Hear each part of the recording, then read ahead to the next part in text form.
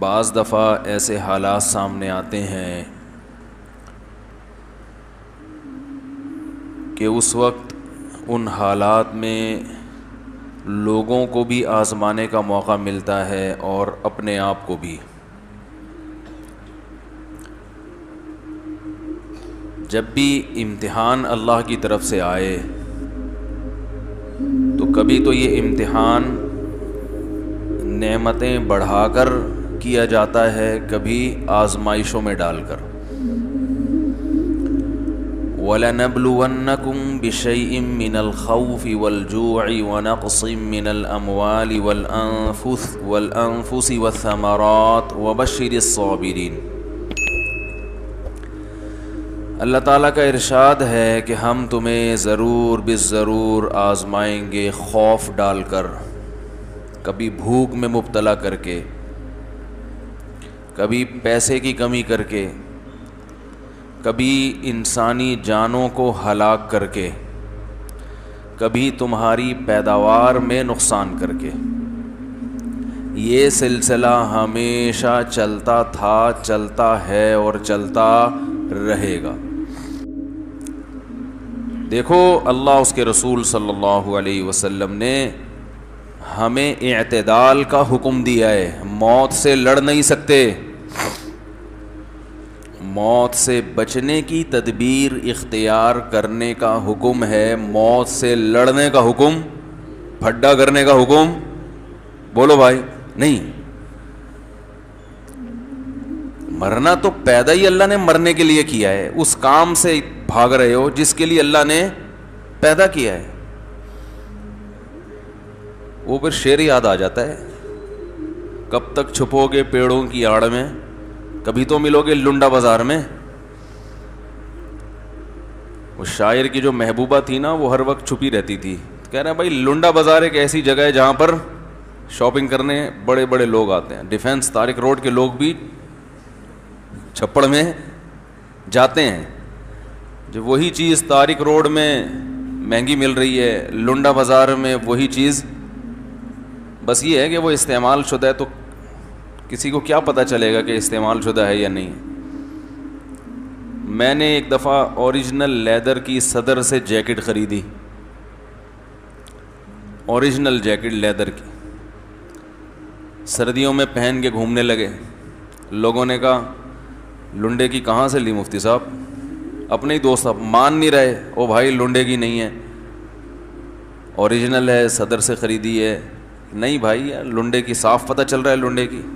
میں نے کہا ٹھیک ہے آئندہ سے پھر لنڈے کی پہنیں گے. بلا وجہ پیسے بھی خرچ ہوئے، عزت بھی کوئی نہیں کر رہا. اور واقعی بعض دفعہ پتہ ہی نہیں چلتا. ویسے پہنتا نہیں ہوں میں لنڈے کی، جیکٹ ہی نہیں پہنتا اب تو. کراچی میں کوئی اتنی سردی نہیں پڑتی کہ کوئی سویٹر یا جیکٹ پہننے کی نوبت آئے. تو جیسے شاعر نے کہا کہ کب تک چھپو گے پیڑوں کی آڑ میں، کبھی تو ملو گے لنڈا بازار میں، ایسے ہی موت کا فرشتہ بھی کہتا ہے کب تک چھپے گا پیڑوں کی آڑ میں. وہی کبھی کرونا وائرس سے بھاگ رہا ہے، کبھی پانی ابال کے پی رہا ہے، ماسک 24 گھنٹے ناک پہ لگا کے رکھا ہوا ہے. مر نہ جاؤں کب تک؟ تیرے باپ دادے سارے چلے گئے تو تو بھی مرے گا. اس وائرس سے نہیں مر گیا تو کچھ ہی اور وائرس سے مر جائے گا. اونٹ پہ بیٹھا ہوگا، کتا آ کے کاٹ لے گا تجھے. ٹھیک ہے نا؟ جب کتے نے کاٹنا ہوتا ہے نا تو اونٹ پہ بھی اللہ اس کو چڑھا دیتے ہیں. تو حفاظتی تدبیریں اختیار کرنا یہ ضروری ہے، مگر وہمی بننا جائز نہیں ہے. دیکھو میں نے پچھلے ہفتے بیان میں ڈیٹیل بتائی تھی کہ اللہ نے اس امت کو امت وسط بنایا ہے، معتدل امت ہے نا. دوسرے پارے کے شروع میں ہی ہے وَكَذَلِكَ جَعَلْنَاكُمْ أُمَّةً وَسَطًا، ہم نے تم کو ایک معتدل امت. معتدل کسے؟ ہر چیز میں بیلنس ہے، افراط و تفریط نہیں ہے. نہ ادھر کو بہت زیادہ اور نہ، بولتے کیوں نہیں بھائی، نہ ادھر کو بہت زیادہ. ادھر اور ادھر کا مطلب کیا ہے؟ نہ تو اتنے بے احتیاط غیر محتاط بن جائیں کہ کوئی پرہیز ہی نہیں ہے زندگی میں، اور جب بولو بھائی تمہیں تو شوگر ہے، تم لڈو کیوں کھا رہے ہو، اللہ ہے بچانے والا، تو مارنے والا بھی تو اللہ ہی ہے، اللہ ہے بچانے والا۔ او بھائی تو اپنا کولیسٹرول چیک کر، تیرے اوپر پراٹھے بالکل بھی سوٹ نہیں کرتے، دیکھ کولیسٹرول کہاں پہنچ گیا تیرا۔ اب ہے موت زندگی اللہ کے ہاتھ میں، کہتے ہیں نا بعض لوگ، اب ہے جس دن مرنا ہوگا مر جائیں گے، جو رات قبر میں آنی ہے وہ باہر نہیں گزرے گی۔ ڈرائیونگ کر رہے ہیں اتنی اسپیڈ کے ساتھ، او بھائی یہ پاکستان ہے اللہ کے بندو، یہاں کچھ پتہ نہیں کہ کون سا گٹر کھلا ہوا کس وقت آ جائے آپ کے سامنے۔ کتے تو بھاگتے ہوئے آتے ہی ہیں، کتا جب ٹکرائیں گے مین روڈ پہ تو کتا تو مرے گا، آپ کے بھی تو مرنے کا امکان ہے، گاڑی اسپیڈ میں الٹ جائے، بعض لوگ بہت اسپیڈ میں چلا رہے ہوتے ہیں، کیا ضرورت ہے؟ ہمارے ایک دوست ہیں، وہ اللہ ان کو ہیں ہی رکھے، جو ان کی ڈرائیونگ ہے اس سے لگتا ہے کہ اللہ بچائے، اللہ نے نہیں بچائے تو یہ تھے ہو جائیں گے، ابھی تک تو ہیں مگر کیا ہو جائیں گے، تھے۔ بہت اسپیڈ میں ڈرائیونگ، گلیوں میں بھی بہت بھگاتے، آپ تو جانتے ہی ہیں کہ ان کی بات کر رہا ہوں۔ بائک بھی بھگا رہے ہیں ایسے جیسے پتہ نہیں گھوڑے پہ بیٹھے ہوئے ہیں۔ تو میں نے ان کو سمجھایا بھائی آرام سے تمیز سے، کہنے لگے کہ نہیں کچھ نہیں ہوتا۔ ارے ہم نے ایک دن سارے جتنے بھی یعنی جوڑ ہے نا ماشاءاللہ طبیعت سے ہل گئے، خود بھی ٹکرائے اور کسی بائک والے کو بھی ٹکر ماری زور، اس کا پتہ نہیں کیا کچومڑ نکلا ہوگا، جب اپنا ایسا حال ہوا تو اس کا کیا ہوا ہوگا۔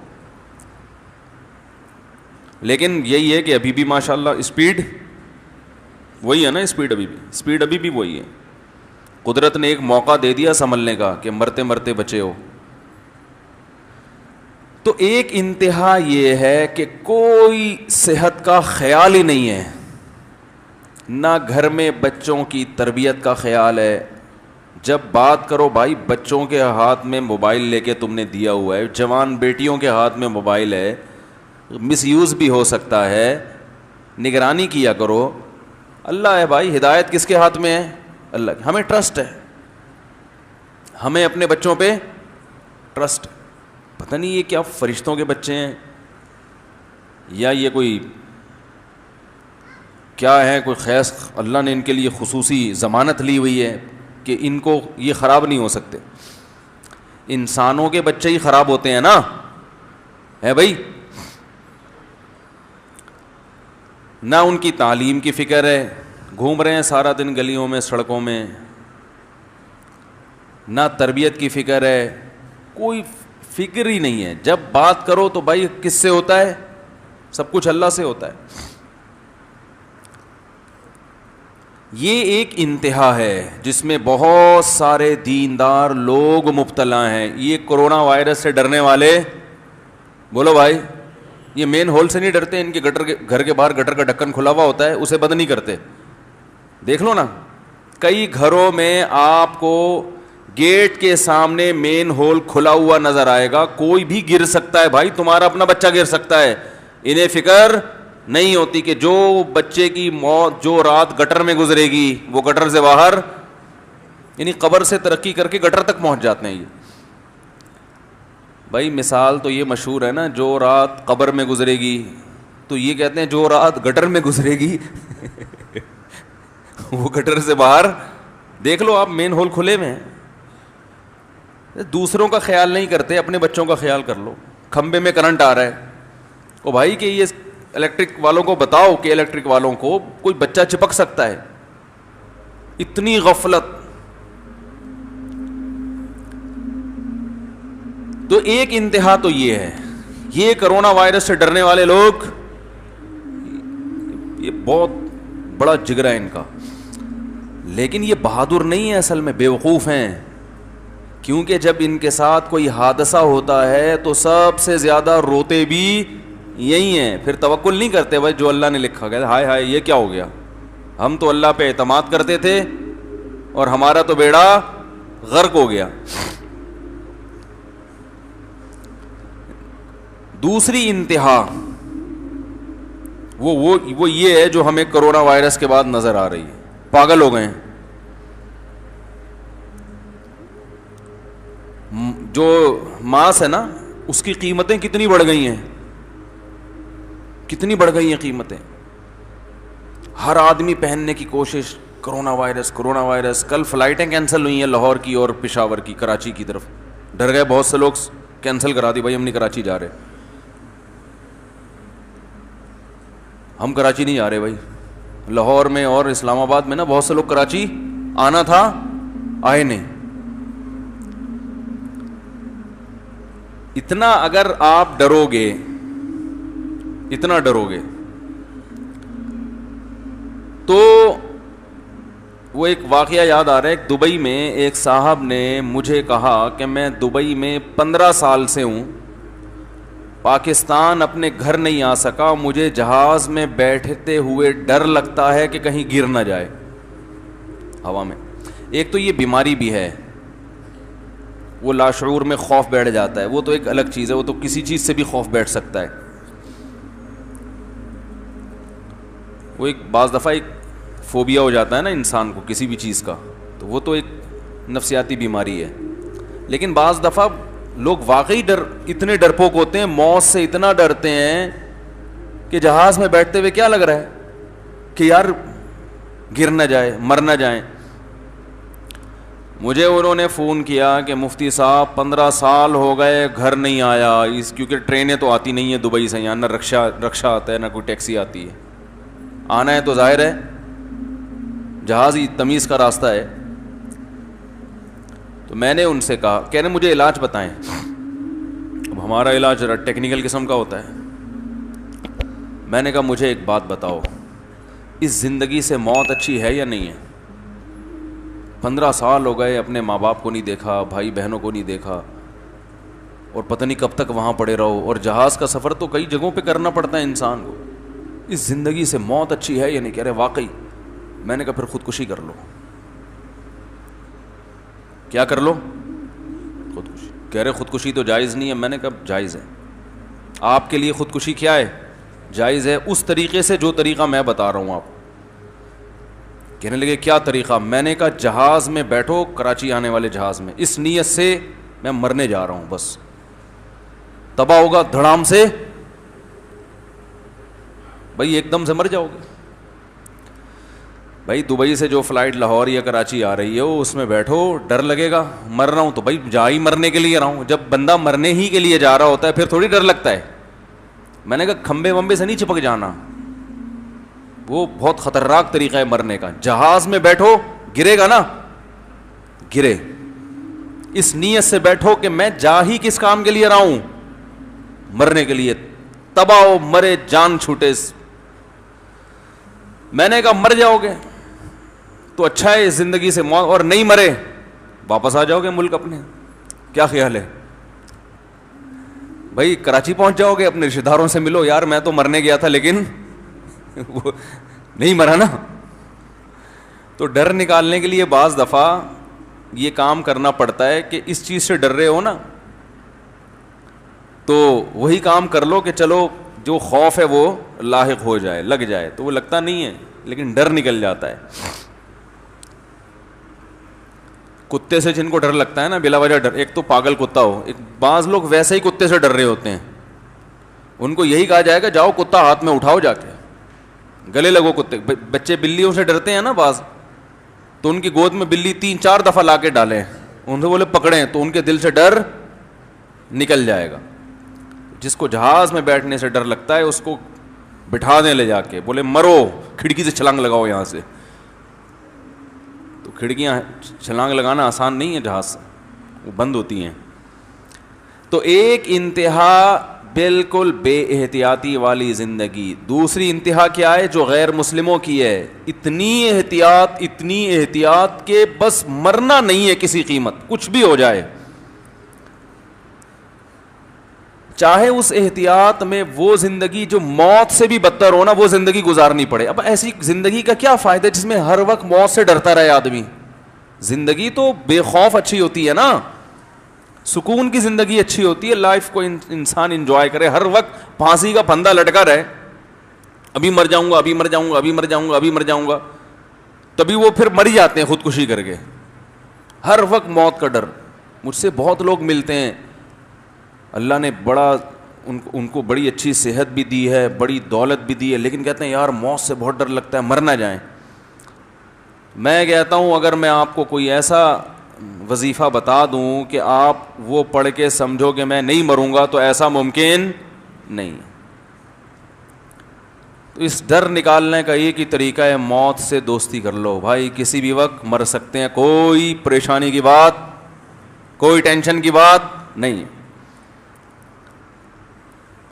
آن دو, موت آ رہی ہے تو آن دو. حضرت مولانا طارق جمیل صاحب کا ایک کلپ دیکھا تھا, وہ لطیفہ سنا رہے تھے کہ وہ منشی ہوتے ہیں نا گاڑیوں کے, ایک گاڑی آ کے لگتی ہے, لوڈ ہوتی ہے, پھر دوسری کا پوچھتے ہیں دوسری گاڑی آ گئی ہے, تو کہتے ہیں آن دے, کہتے ہیں نا دوسری گاڑی کو بھی آن دے آن دے آن دے, ایسے کر رہے ہوتے ہیں نا پنجاب میں. وہ دوسری پھر لوڈ ہو کے آگے جاتی ہے, تیسری گاڑی صاحب آ رہی ہے, آن دے آن دے آن دے, وہ بار بار ایسے کرتے ہیں. تو کہہ رہے ہیں وہ نکاح پڑھا رہے تھے, دولہا یہی کام کرتا تھا نا گاڑیوں کا. تو اس سے بولا بھائی فلاں بنت فلاں کا اتنے مہر میں تم سے نکاح کیا, قبول ہے؟ کہہ رہے ہیں آن دے آن دے. کیا کہہ رہے آن دے. تو دیکھو وہ کتنے اس کی عادت پڑ گئی نا, اس کے لیے نارمل ہے یہ جملہ کہ کیا آن دے. بیگم بھی, جہاں ٹرک اتنے آئے ہیں تو ایک بیگم بھی آ جائے, اچھا ہے نا, آن دے, وہ بھی آن دے. تو موت سے نفرت نکالنے کے لیے یہ ضروری ہے. اور یہ جو ہم پاگلوں کی طرح ایک دم نفسیاتی ہو گئے ہیں, یہ ٹینشن ختم کرنے کے لیے یہ ضروری ہے کہ جس موت نے آنا ہی ہے اس کے بارے میں ڈرا مت کرو, بولو آن دے. ہم نے کون سا یہاں ٹھیکہ لیا ہوا ہے رہنے کا؟ موت تو محمد صلی اللہ علیہ وسلم کی سنت ہے. اگر اس دنیا میں کسی کو باقی رکھنا یہ ضروری ہوتا تو سب سے زیادہ ضروری رسول اللہ صلی اللہ علیہ وسلم کی ذات تھی کہ جن کو یہاں باقی رکھا جاتا. جب ان پر موت واقع ہو گئی تو ہم اور آپ کس کھیت کی مولی ہیں بھائی؟ نبی صلی اللہ علیہ وسلم کے بعد حضرت ابو بکر سب سے زیادہ اس لائق تھے کہ ان کو زندگی لمبی دی, 1000 سال بھی زندگی دی جاتی کم ہوتی. امت کے لیے آپ اتنے مفید تھے, تھا یا نہیں تھا؟ ان کو بھی اللہ نے اٹھا لیا. پھر حضرت عمر کا دور آیا. کہا جاتا ہے کہ صدیوں تک ایسی حکومت کسی نے قائم نہیں کی جیسی حضرت عمر نے. اور کہا جاتا ہے اگر مزید کچھ سال زندہ رہتے پوری دنیا میں حضرت عمر کے دور میں اسلام غالب ہو چکا ہوتا. تو ان سے زیادہ زندہ رہنا کسی کے لیے ضروری تھا؟ بھائی زیادہ نہیں, 4 سال اور رہ لیتے, 5 سال رہ لیتے, 4 سال رہ لیتے, 3 سال رہ لیتے. وہ 3 سال میں وہ کچھ کر جاتے جو ہم صدیوں میں نہیں کر سکے. چلو اگر مرنا ہی تھا تو مکمل بوڑھے ہو جاتے, ٹھیک ہے نا, پھر بستر پہ چلے جاتے, پھر علاج معالجہ ہوتا. جیسے ایک 90-95 سال کی عمر میں اس زمانے میں عمریں ہوا کرتی تھیں, پوری اپنی طبعی عمر پوری کرتے, جو کام اللہ نے لگائے سارے کمپلیٹ کر کے, پورے کر کے, مکمل کر کے, خلافت کسی کو سونپ کے اس کو سمجھا بجھا کے بھائی اس طرح سے چلنا, اس طرح سے نہیں چل, سارا سیٹ اپ کمپلیٹ کر کے چلے جاتے. آپ اپنی حکومت میں ہیں اور نماز پڑھا رہے ہیں فجر میں, اور ایک مجوسی نے آ کے چاقو مار دیا, آپ خنجر مار دیا نماز, اور کمبخت نے خود بھی خودکشی کر لی تاکہ پکڑا نہ جاؤں, وہ ماریں گے مسلمان مجھے, خود بھی اپنے آپ کو قتل کر لیا. وہ ایسا زخم کہ حضرت عمر کو شفا نہیں ملی. جب علاج ہوا حضرت عمر رضی اللہ تعالی عنہ کا, تو جو اس وقت کے حکیم تھے, طبیب تھے, وہ مایوس ہو گئے زندگی سے, اس لیے کہ جو خوراک کھلائی جاتی, جو دوا کھلائی جاتی, وہ زخموں کے راستے باہر نکل جاتی ہے. اس کی علامت تھی کہ اب یہ بچنے والے نہیں ہیں. تو بھائی اتنے بڑے بڑے لوگ, امام ابو حنیفہ چلے گئے, امام شافعی چلے گئے, امام مالک دنیا سے چلے گئے, امام احمد ابن حنبل چلے گئے, امام بخاری چلے گئے, امام مسلم چلے گئے, امام ابو داؤد چلے گئے, امام ترمذی چلے گئے, البیرونی سائنٹسٹ چلا گیا, جابر بن حیان جیسا سائنسدان چلا گیا, بھائی ابن الہیثم چلا گیا. تو نہ سائنسی علوم کے رکھوالے زندہ رہے اور نہ دینی علوم کے. بڑے بڑے علامے پیدا ہوئے, سب ختم. تو آپ اور میں کس کھیت کی مولی ہیں؟ ٹھیک ہے, ہم کہہ رہے ہم نہیں آئے, بس ہم یہی رہیں گے. ایسا نہیں ہو سکتا بھائی. ہاں یہ ایک اشکال ہوگا کہ یار چلے گئے تو ہم بھی چلے جائیں گے, لیکن تھوڑا سا ایک ٹائم ہوتا ہے جانے کا. کورونا وائرس سے جو ہم پاگلوں کی طرح بھاگ رہے ہیں تو مریں گے ہمیں پتہ ہے, لیکن ایسے تھوڑی کہ ابھی تو ہم نے دیکھا کیا ہے.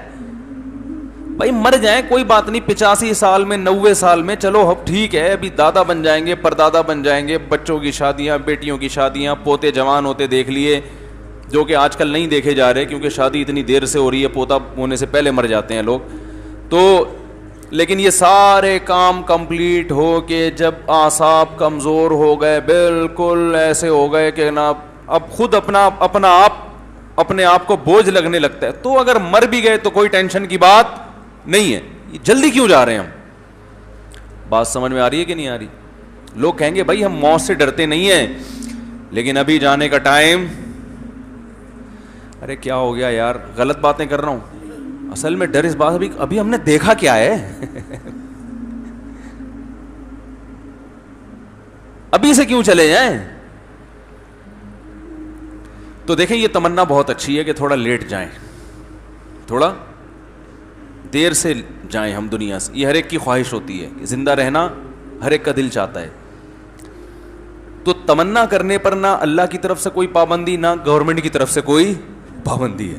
آپ کی تمنا ہو کہ میں 100 سال زندہ رہوں تو گورنمنٹ کی طرف سے بھی کوئی پابندی نہیں. لیکن یہ گراؤنڈ ریئلٹی ہے, ام للانسانی ما تمنا. اللہ فرماتے ہیں جس چیز کی تمنا کرو گے ضروری نہیں کہ وہ تمہیں مل جائے. تو یہ اپنے اختیار میں ہے ہی نہیں. اگر کسی بوڑھے سے پوچھیں 90 سال کے, کیا تمہاری تمنا ہے کہ تم ویسے ہی صحت مند ہو جاؤ جیسے 18 سال میں تھے, تو کیا کہے گا؟ ہاں بھائی اس وقت تو ہم چھلانگیں لگاتے تھے, درختوں پہ چڑھتے تھے, دیوار سے 3 دفعہ گرے کچھ نہیں ہوا. اب تو چلتے ہوئے ڈرتے ہیں کہ بس اگر گر گئے تو گئے. ایک صاحب مجھے بتا رہے تھے, بڑی عمر کے تھے, کہہ رہے ہم تو بیٹا جوانی میں وہ درختوں پہ چڑھتے تھے, چھلانگیں لگاتے تھے, آج کل کے بچے ہلتے ہی نہیں ہیں. میں نے کہا یہ ٹک ٹاک لے کے بیٹھے رہتے ہیں, یہ اپنے بڑھاپے میں فخر کریں گے. ہم تو ایک ایک گھنٹہ گردن ہلائے بغیر 20 ٹک ٹاک دیکھا کرتے تھے. تم ایک ٹک ٹاک دیکھ کے تھک جاتے ہو. یہ ان کا فخر اس چیز پہ ہوگا, یہی ہوگا نا. ہم تو ایک گھنٹہ ویڈیو گیم کھیلا کرتے تھے انگلی سے. اور لوگ وہ کہیں گے نئی جنریشن, یار آپ کے پٹھے انگلیوں کے, سبحان اللہ, آپ کے انگوٹھے, ابا آپ کے انگوٹھے 1 گھنٹہ وہ سانپ والا کھیلنے سے. اب آتا ہے وہ سانپ والا, پہلے وہ نوکیا میں آتا تھا سانپ والا نا, جس کا کوئی دنیا میں کام نہیں ہوتا تھا, وہ سانپ کو لمبا کرنا شروع کر دیتا تھا بیٹھ کے. حقیقت ہے نا, فالتو ٹائم بہت ہے. ہم حیران ہوتے تھے یار ان کا اچھا بھلا آدمی ہے. میں تو دیکھتا تھا نا نوکیا کا جب موبائل آیا نا, لوگ کیا کر رہے ہوتے تھے بیٹھے ہوئے, سانپ والا. اسٹیشن پہ بیٹھے ہیں, کوئی کام نہیں ہے, سانپ والا. او بھائی کیوں کوئی کام نہیں ہے؟ درجنوں کام ہے, آپ اس ٹائم کے لیے رکھو. وہ سانپ والا کھیل رہے ہیں, بڑھائے جا رہے ہیں, بڑا خوش ہو رہے ہیں, اتنا لمبا ہو گیا, اب آؤٹ ہوا ہے, کوئی ایوارڈ مل رہا ہے اس کے لمبا کرنے پر آپ کو. ایک صاحب نے گھر میں بکرا پالا, اسے روزانہ اتنے چنے کھلاتے, دودھ پلاتے, وہ اتنی جلدی اتنا لمبا ہو گیا. تو سمجھ میں آتا ہے یار بکرا ہے کاٹ کے کھانا ہے, اسے تو نہ آپ نے کاٹ کے کھانا ہے. یہ تو چائنیز کو بھی نہیں کھلا سکتے یہ والا سانپ. یا تو سانپ پالا ہو نا کسی چائنا والے کو بیچوں گا, تو بھی کچھ سمجھ میں آتے ہیں, کوئی لاجک بنتی ہے. وہ تو جائز نہیں ہے. یہ سنا ہے کسی کا بیان آئے کتے پالیں اور چائنا کو بیچیں, چائنا کھاتے ہیں تو ہمارے لیے تو حرام ہے, لیکن چائنا والوں کو ہم بیچیں گے تو وہ کھائیں گے تو ہماری معیشت اس سے ترقی کرے گی. تو کتے جیسے کھانا جائز نہیں ہے, کھلانا بھی جائز نہیں ہے. سمجھ رہے ہیں؟ جس چیز کو اللہ نے کھانے کو حرام کر دیا اس کے کھلانے کو بھی حرام کیا. تو کتے اس نیت سے پالنا کہ ہم پال پوس کے غیر مسلموں کو بیچیں گے تاکہ وہ کھائیں, تو یہ حرام ہے, جائز نہیں ہے. تو یعنی جوان جو ہے نا وہ بڑھاپے میں کیا فخر کریں گے, ہم سانپ والا کھیلتے تھے. تو ہر بوڑھے کی خواہش ہوتی ہے جوان ہو جاؤں, ہر بیمار کی خواہش ہوتی ہے صحت مند ہو جاؤں, ہر آدمی کی خواہش ہوتی ہے 4 شادیاں کر لے. اوپر سے اعتراض کر رہے ہوتے ہیں میرے اوپر, لیکن دل میں لڈو پھوٹ رہے ہوتے ہیں کہ یار کاش, لیکن ہو جاتی ہیں بھائی. ڈرتے ہیں, ڈر لگنا بھی چاہیے ہر مسلمان کو. سسرال نہیں چھوڑے گا, درجنوں مسائل ہیں, پھڈے ہوں گے وغیرہ وغیرہ. تو تمنا کی حد تک نہ گورنمنٹ کی طرف سے کوئی پابندی اور نہ اللہ کی طرف سے. کیا تمنا؟ کہ میں دیر تک زندہ رہوں. لیکن اللہ نے قرآن میں کہیں بھی وعدہ نہیں کیا کہ جو دیر تک زندہ رہنے کی تمنا کرے گا میں اس کو بہت عرصہ زندہ رکھوں گا. ایسا اللہ نے کسی نبی سے کوئی ایگریمنٹ نہیں کیا کہ اپنی امت کو بتا دیں. یہود کے بارے میں قرآن میں آتا ہے یود احدہم لو یعمر الف سنہ, ان میں سے ہر شخص ایسا دنیا پرست ہے یہ چاہتا ہے کہ 1000 سال زندگی میں رہے, دنیا میں رہے. یہ دنیا پرستی جب آتی ہے نا تو انسان موت سے بہت نفرت کرتا ہے. تو اللہ نے فرمایا یہ دولت کے پیچھے ایسا بھاگتے ہیں, یہ چاہتے ہیں 1000 سال کم از کم ان کو زندگی ملے. تو کیا 1000 سال زندہ رہ لیتے ہیں بھائی؟ یہود کی مال کی محبت جو ہے نا, دولت کی لالچ, یہ مشہور ہے. ممکن ہے سارے ایسے نہ ہوتے ہوں, ہر قوم میں کچھ اچھے لوگ بھی ہوتے ہی ہیں, لیکن عمومی طور پر جو حالات ہیں نا یہودیوں کے, قرآن نے یہودیوں کے بارے میں یہ واضح کیا کہ یہ پیسوں کے بڑے لالچی ہوتے ہیں, پیسے پہ بہت مرتے ہیں. تو اس کا مشاہدہ آج بھی ہوتا ہے. ہمارے ایک دوست تھے یہودیوں کے ساتھ USA میں جاب کرتے تھے, کہتے ہیں اپنے باپ پہ نہیں خرچ کرتا تھا وہ. بہت زیادہ ضرورت پڑی نا باپ کو علاج کے لیے تو ابا کو قرض دیا ہے. وہ بھی پھر فخر سے بتا رہا تھا کہ میں نے اپنے باپ کو قرض دیا, غریب باپ کو. تو تمنا تو میرے بھائی ان کی بھی ہوتی ہے کم سے کم 1000 سال زندہ رہیں, لیکن رہتے نہیں ہیں. تو تمنا کرنے پر گورنمنٹ کی طرف سے کوئی پابندی. وہ ایک صاحب امریکہ سے آئے, کہنے لگے ہمارے بچے آپ کا بیان سن کے وہی ٹرمز استعمال کرنے لگے ہیں جو آپ کرتے ہو. کوئی ان سے بولو چائے مانگی ہے تو ابا ویسے اماں کہیں کہ یہ کوئی چائے کا ٹائم ہے, تو کہیں چائے مانگنے پر گورنمنٹ کی طرف سے کوئی پابندی ہے بھائی؟ نہیں. یار یہ عجیب چیزیں سیکھ رہے ہیں بیان سے. تو یہ بڑے سبق آموز الفاظ ہوتے ہیں. کوئی بھی کچھ بھی اٹھ کے مانگ رہا ہوتا ہے نا, دیکھو بچے کیا کرتے ہیں, ماں سے نا الٹی سیدھی چیزیں مانگ رہے ہوتے ہیں, یہ لے پاپڑ کھلا دو پاپڑ. اب آپ کو پتہ ہے پاپڑ نقصان دہ ہے, تو مائیں کیا کہتی ہیں بچہ مانگ رہا ہے تو کیا کروں. او بھائی پاپڑ کے بارے میں کتنی رپورٹیں آ رہی ہیں, پتہ نہیں کیا کیا, یہ بازاری چیزیں تو ویسے ہی آپ کو کیا بھروسہ کیا ڈال رہے ہیں اس کے اندر. تو مائیں کہتی ہیں بھائی اب بچہ ضد کر لانے تو باپ نے ہے نا, پیسہ کس کا خرچ ہو رہا ہے؟ آپ لوگ کا نہیں ہوتا میرا خیال ہے بھائی. تو بتا دو بھائی باپ کا پیسہ تو باپ کا خرچ ہوتا ہے. تو مائیں کہتی ہیں بچوں کے باپ سے پاپڑ لا دو, یہ لا دو, رو رہا ہے بچہ. تو آپ کہتے ہو کہ یہ نقصان دہ ہے, یہ چاکلیٹیں زیادہ مت کھلاؤ, یہ مت کھلاؤ, وہ مت کھلاؤ. تو مائیں کہتی ہیں اب مانگ رہا ہے تو کیا کروں. تو ان کو کہا کریں کہ مانگنے پر گورنمنٹ کی طرف سے کوئی پابندی. بولو بھائی نہیں, وہ مانگے گا. ہم نے یہ دیکھنا ہے کہ یہ بچے کی ہر خواہش تھوڑی پوری کی جاتی ہے. وہ بچہ ہے, ہم تھوڑی بچے ہیں. ہمارے جامعۃ الرشید میں ایک صاحب آئے, ایک سوال کیا انہوں نے بڑے مفتی سے کہ فلاں فرقے کے بارے میں لکھ کے دیں کہ وہ کافر ہے. اس وقت فرقواریت بہت پھیلی ہوئی تھی.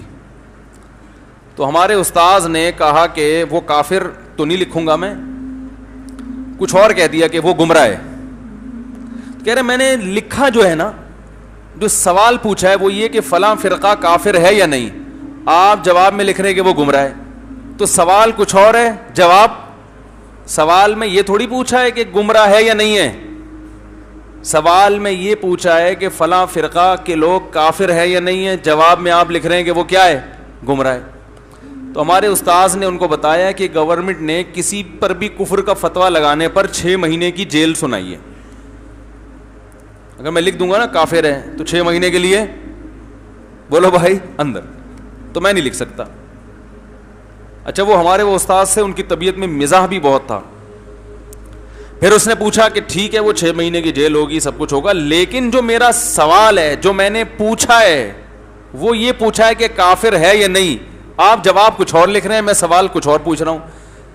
پھر انہوں نے آرام سے سمجھایا بھائی حکومت کے قانون کی خلاف ورزی ہے, حکومت نے پابندی لگائی ہے. پھر انہوں نے یہ سوال پوچھا کہ وہ ٹھیک ہے پابندی لگائی ہے, لیکن میں نے جو پوچھا ہے وہ تو یہ نہیں ہے. تو انہوں نے کہا گورنمنٹ نے پوچھنے پر پابندی نہیں لگائی ہے. تو مجھے وہاں سے یہ لفظ میری زبان پہ چڑھ گیا ہے. بات آ رہی ہے سمجھ بھائی, اگر پوچھنے پر بھی پابندی لگائی ہوتی تو آپ پوچھتے بھی نہیں. پابندی جواب دینے پر لگائی ہے, پوچھنے پر کوئی بھی شخص کسی بھی مفتی سے کسی بھی وقت کچھ بھی پوچھ سکتا ہے, ٹھیک ہے نا. آگے مفتی اس کو کیا جواب دے گا, اس میں پھر حکومت کے کچھ قوانین ہیں, اور جائز باتوں میں حکومت کے قانون کی پابندی ضروری ہے. جہاں اگر خطرہ ہو کہ کوئی بھی کسی پہ فتویٰ لگا دے گا اس طرح سے, اور ملک میں ایک جو ہے نا لڑائیاں ہوتی ہیں, تو ایک انتظامی چیز میں حکومت کے قانون کی اطاعت کرنا بھی ضروری ہے. بھائی گمراہ کے لفظ میں دونوں چیزیں آ گئی نا, کافر بھی تو گمراہ ہوتا ہے. تو اس لیے بچے جب پاپڑ مانگا کریں اور مجھے کولڈ ڈرنک چاہیے, چھوٹے چھوٹے بچوں کے نازک میدے, ان کو آپ پیپسی پلا پلا کے وہ میدوں کا بیڑا غرق کر رہے ہیں. اور مائیں جب کہیں کہ لے کر آؤ نا اس کے لیے, تو بچہ کہے بھائی مجھے چاہیے, اور ماں دلیل آپ کہو کہ نہیں, تو بچہ ماں کہتی ہے کہ یہ کیا کہہ رہے ہیں, یہ مانگ رہا ہے. تو آپ بولو بھائی مانگنے پر گورنمنٹ کی طرف سے کوئی پابندی نہیں, یہ مانگے گا. ہم دیکھیں گے کہ ہمارے بچے کے لیے کیا بہتر ہے, کیا نقصان دہ. تو بات کہاں سے چل رہی تھی بھائی, یہ بات تو اصل موضوع تو میرے ذہن میں, لیکن یہ پوائنٹ یہ گورنمنٹ پر کہاں سے آیا. ابھی جو بات چل رہی تھی, ہاں, عمل الانسان ما تمنا, تو انسان کی تمنا یہی ہوتی ہے کہ ہمیشہ زندہ رہے, اور اس تمنا پر کوئی پابندی بھی نہیں ہے, لیکن یہ تمنا کسی کی پوری نہیں ہوتی. آپ جو کہہ رہے ہو نا کہ 80 سال تک میں زندہ رہوں پھر چلا بھی گیا تو کوئی غم نہیں ہے, یہ ابھی کہہ رہے ہو, کیونکہ ابھی 80 سال کے آپ ہوئے نہیں ہو. جب آپ 80 سال کے ہو جاؤ گے تو آپ پھر بھی جانے کی پہ راضی نہیں ہوگے, آپ کہو گے ابھی بھی نہیں جاؤں میں. جتنے لوگ قبرستان میں پہنچے ہیں, ان میں سے کوئی بھی جس رات کو قبر میں اترا اس رات قبر میں اترنے کی تمنا نہیں تھی اس کی, کہتے کچھ دن اور زندہ رہ لیتا. اور رسول اللہ صلی اللہ علیہ وسلم نے ارشاد فرمایا, یحرم ابن آدم ویشب فیہ اثنتان, انسان جیسے جیسے بوڑھا ہوتا ہے دو چیزیں اس میں جوان ہوتی چلی جاتی ہیں, الحرص علی المال وطول الامل, پیسے کی محبت اور لمبی لمبی امیدیں, یعنی زندہ رہنے کا شوق اور امیدیں. علماء نے بڑی ایک ٹیکنیکل پوائنٹ کی بات لکھی ہے کہ اس سے تو انسان بوڑھوں سے بدگمان ہو جائے گا, کہ حدیث میں آتا ہے بوڑھوں میں 2 چیزیں کیا ہوتی ہیں, زیادہ ہوتی ہیں نا. لمبی امیدیں کا مطلب یار بحریہ ٹاؤن میں 2 پلاٹ اور لے لو, 5 سال بعد بیچ دیں گے, یہ لمبی امیدیں ہیں نا. بھائی عمر دیکھو, آپ کے گردے ڈائلسس پہ آ گئے, آپ کو شوگر دیکھو, آپ کے مسائل دیکھو, آپ کو تو پلاٹوں کی باتیں اچھی لگتی نہیں ہیں, لمبی امیدیں. تو اس سے تو انسان بوڑھوں سے بدگمان ہوگا. اور الحرص علی المال, پیسے کی لالچ, پیسے کی لالچ ہونا تو چاہیے کہ یہ لالچ ختم ہو جائے کہ یار اب میں نے رکھ کے کرنا کیا ہے, کتنا کھا لوں گا, اب تو صدقہ کرو, خیرات کرو. لیکن نہ, پہلے 54-58 پہ جتنا مرتا تھا اب اس سے زیادہ مرے گا. تو اب یہ تو بدگمانی ہوگی نا بوڑھے سے. تو علماء نے بڑی پیاری بات لکھی ہے کہ حدیث کے الفاظ یہ نہیں ہے کہ جب انسان بوڑھا ہوتا ہے تو اس میں 2 برائیاں پیدا ہوتی ہیں. نہ نہ نہ, 2 برائیاں جوان ہوتی ہیں. جوان وہ چیز ہی ہوتی ہے جو پہلے پیدا ہو چکی ہو. تو حدیث کا مطلب یہ ہوا کہ جس کی جوانی میں یہ 2 برائیاں تھیں تو وہ بڑھاپے میں اس خوش فہمی میں نہ رہے کہ میرے اندر یہ چیزیں ختم ہو جائیں گی. بڑھاپے میں یہ 2 بیماریاں اور جوان ہو جائیں گی اور طاقتور ہو جائیں گی. ہاں, جوانی میں ہی ختم کر دیں یا پیدا ہی نہ ہونے دیں, پھر جب بڑھاپا خراب نہیں گزرے گا. تو اس حدیث میں ان لوگوں کو تنبیہ ہے جو اس خوش فہمی میں مبتلا ہیں کہ ہم ابھی جوان ہیں, ابھی تو ہمیں پیسوں کی ضرورت ہے, ابھی ہم کیسے صدقہ کریں, ابھی تو بیریا ٹاؤن میں 6 پلاٹ اور خریدنے ہم نے, آج کل تو قیمتیں گری ہوئی ہیں, 10 سال کے لیے لے کے ڈال دو, یہ کر لو وہ کر لو, صدقہ ودقہ. وہ وائپر وہ جو کرتا ہے نا, گاڑی جب روکتے ہیں تو 5 روپے اس کو دے دیے, بس بہت ہے یہ صدقہ. آج کل صدقہ بلاؤں کو ٹال کیسے رہا ہے, صدقہ کہتے ہیں نا بلاؤں کو ٹالتا ہے.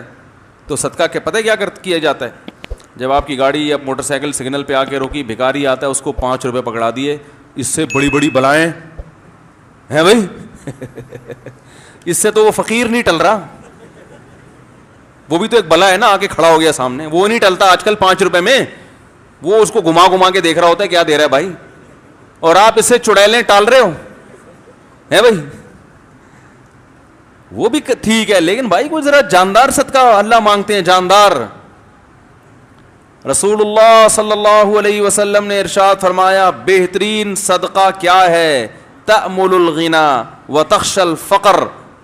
ایسا صدقہ کہ اگر تم نے صدقہ نہیں کیا تو تمہیں امید ہے کہ اس پیسے سے اور پیسہ بنا لوں گا, اور اگر کر دیا تو ڈر ہے کہ کہیں فقیر نہ ہو جاؤں.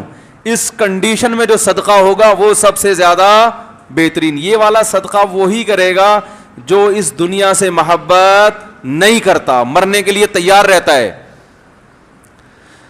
خاندانی زندگی اللہ ہم سب کو عطا فرمائے. صحابہ میں کی زندگی بڑی خاندانی تھی, دنیا سے محبت نہیں کی انہوں نے کہا مسافر خانہ ہے. صدقات و خیرات سے سب سے زیادہ پتہ چلتا ہے کہ یہ دنیا سے محبت کتنی کرتا ہے. نمازوں سے نہیں پتہ چلتا.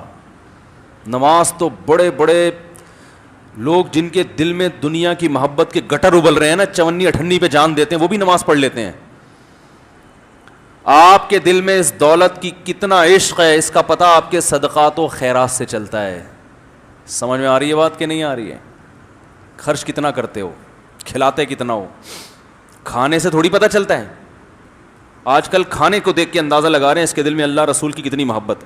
یہ کونڈے بھی کھاتا ہے, یہ تیجے بھی کھاتا ہے, یہ 12ویں کے کھانے بھی کھا رہا ہے, یہ 11ویں کی نیاز بھی کھا رہا ہے. ماشاء اللہ, اس سے لوگ اندازہ لگاتے ہیں نبی کے نام پہ کوئی کھانا نہیں چھوڑتا. یہ ماشاء اللہ, اللہ اس کے رسول سے بہت محبت ہے اس کو.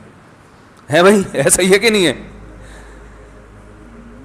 ایک تو یہ لوگوں کا یہ گچی پکڑ کے رکھنا, یہ حرص علی المال والا یہ موضوع ایک دم چینج ہو جاتا ہے نا. لوگوں میں ایک بڑی شکایت ہے, ایک طرف یہ لوگ یہ کہتے ہیں کہ مولوی بن جائیں گے تو کھائیں گے کہاں سے. اپنے بچوں کو اس لیے مولوی نہیں بناتے نا, اس لیے نہیں بناتے نا مولوی بنیں گے تو کھائیں گے کہاں. دوسری طرف ہی کہتے ہیں مولوی کھاتے بہت ہیں. یہ مولوی, میں ایبٹ آباد گیا, کہیں بھی سفر ہونا سب سے زیادہ ٹینشن اس کی ہوتی ہے کہ کھانا بہت پڑے گا. پشاور میں آدمی کھائے بغیر واپس آ جائے. پشاور والے لوگ دنیا چھوڑ دیتے ہیں, مہمان کو ٹھونسے بغیر, کھلائے کا لفظ ہلکا ہے, کھانا ٹھونسے بغیر نہیں چھوڑتے.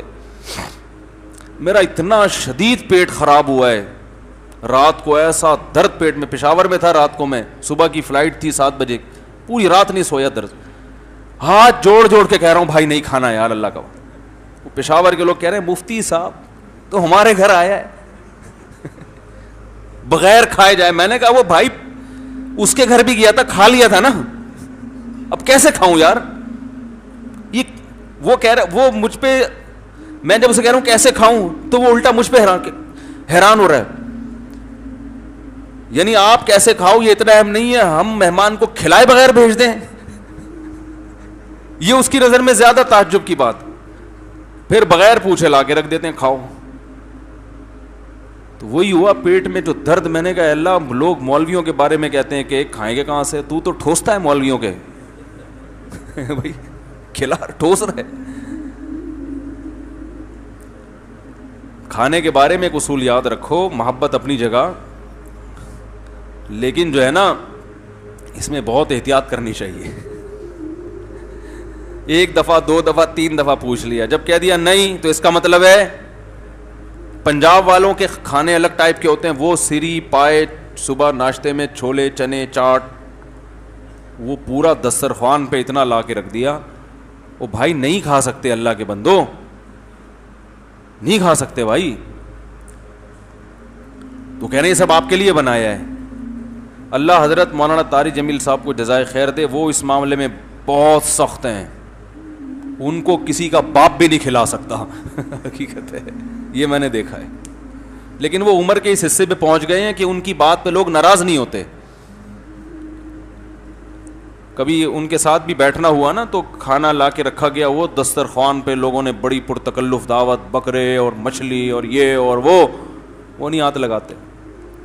اب میزبان کہہ سکتا ہے یہ آپ کے لیے بنایا ہے, تو وہ بزبان حال جواب دیتے ہیں کہ مجھے اللہ نے اپنی عبادت کے لیے بنایا ہے, اس کے لیے نہیں بنایا. اعتدال, رات کو تو ویسے ہی کم کھانا چاہیے نا. تو ٹھیک ہے, میزبان وہ اپنی محبت کا اظہار کر رہا ہے, بہت اچھی بات ہے, اس کی محبت تھی. لِأَحِبَّتِي أَن يَمْلَؤُوا بِالصَّافِيَاتِ الْأَكْوَبَ وَعَلَيْهِمِ أَن يَبْذُلُوا وَعَلَيَّ أَلَّا أَشْرَبَا. متنبی کہتا ہے شراب خانے میں پہنچ گیا, اس کے دوست بیٹھے ہوئے تھے, تو دوست پی بھی رہے ہیں اور اس کو پلانے کی کوشش بھی کر رہے ہیں. تو کہتے ہیں میرے دوستوں کے لائق یہی ہے کہ پلائیں, لیکن مجھ پر یہ لازم ہے کہ میں نہ پیوں. ان کی محبت کا تقاضا ہے کہ پلائیں, اور میری غیرت کا تقاضا ہے کہ میں نہ پیوں, کیونکہ میں شراب کے نشے کا عادی نہیں ہوں. یہ اگر نہ پلاتے تو مجھے غصہ آتا کہ یار تم تو پیتے ہو تو تمہیں تو پلانا بھی چاہیے نا, مہمان کو اکرام کرنا چاہیے. لیکن مجھ پر لازم ہے کہ میں نہ پیوں, کیونکہ میں شراب کے نشے کا عادی نہیں. بھائی پھر کس چیز کے نشے کے عادی ہو؟ کہہ رہے حتی یکون الباثرات, میں تلوار جب چلتی ہے میدان جنگ میں اور لڑائی ہوتی ہے تو اس کی تلواروں کی جھنکار سے جو نشہ پیدا ہوتا ہے نا, اطربا, مجھے اس میں نشہ آتا ہے. تو مجھے اگر کسی کو چاہیے کہ نشے میں اپنے بارے میں نہیں کہہ رہا, متنبی کے بارے میں کہہ رہا ہوں, کہ مجھے اگر کوئی چاہتا ہے کہ میں نشے اور مستی میں آ جاؤں تو میدان جنگ گرم کرو, اس میں مجھے دعوت دو. خلق اللہ للحروب رجالا ورجالا لقصعة وسرید. شاعر نے کہا ہے کہ اللہ نے کچھ لوگوں کو جنگوں کے لیے پیدا کیا, کچھ کو سرید اور پیالے کے لیے پیدا کیا, حلوے مانڈے کے لیے پیدا کیا اللہ نے. اور اذا تکون کریہتا ادعا لها واذا یحاص الحیث یدعا جندب. شاعر کہتا ہے جب میدان جنگ ہوتا ہے نا لوگ مجھے دعوت دیتے ہیں, اور جب حلوے کی پلیٹیں ہوتی ہیں تو جندب کو بلاتے ہیں. ٹھیک ہے, تو ہر ایک کا اپنا اسٹائل ہوتا ہے. تو ہر ایک کی ہاں میں یہ عرض کر رہا تھا کہ نبی صلی اللہ علیہ وسلم نے فرمایا دو چیزیں, انسان جب بوڑھا ہوتا ہے تو اس میں دو چیزیں کیا ہوتی ہیں, بولو بھائی, کم ہونے کے بجائے بڑھتی ہیں. تو یاد رکھو اگر ابھی آپ کے دل میں موت سے بہت زیادہ نفرت ہے تو اس کو ختم کر لو, بڑھاپے میں یہ ختم نہیں ہوتی. اگر ابھی آپ کی طبیعت میں کنجوسی ہے, پیسے خرچ کرتے ہوئے جان نکلتی ہے, تو ابھی سے اس کنجوسی کو ختم کر لیں. بڑھاپے میں یہ کنجوسی کم ہونے کے بجائے بڑھ جائے گی. اور اگر ابھی سخاوت پیدا کر لی تو بڑھاپے میں یہ سخاوت اور زیادہ بڑھ جائے گی, ہٹو بچوں ہو جائے گا.